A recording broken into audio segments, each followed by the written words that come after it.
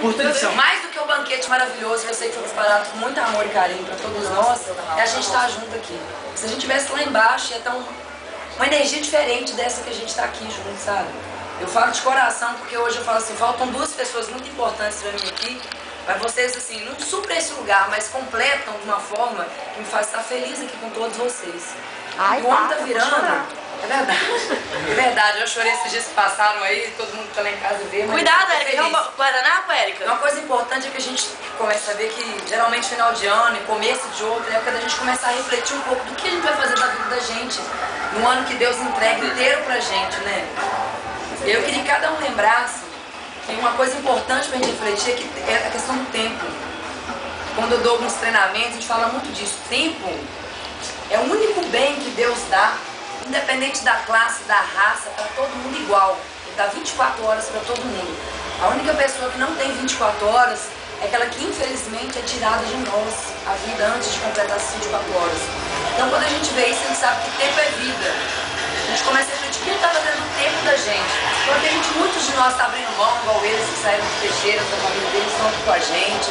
O Arildo que estava lá com os pais, mas agora está aqui com a gente. Então cada um deixou um pouco para estar junto aqui. Então é uma opção de vida que a gente faz, essa escolha de tempo que a gente tem. Refletir o que é importante quando a gente fala para administrar o tempo, porque quem não consegue administrar o tempo não administra a vida, que é uma coisa muito importante, é o que é de valor, o que é importante. Tem muita coisa pequena que às vezes dá uma proporção tão grande na vida da gente, faz a gente sofrer, porque é tão pequena, né? E a gente começar a repensar em 2011 de uma forma diferente. O que é valor pra gente?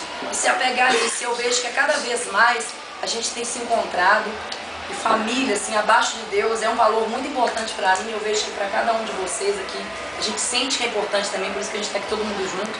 E valorizar isso e estar junto. E desejar a todo mundo que Deus realize no coração de cada um aquilo que a gente quer nesse ano.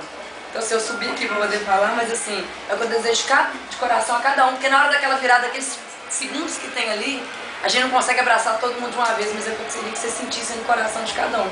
Porque eu amo cada um de vocês que estão aqui, que cada dia dá amor pra gente aí, tá?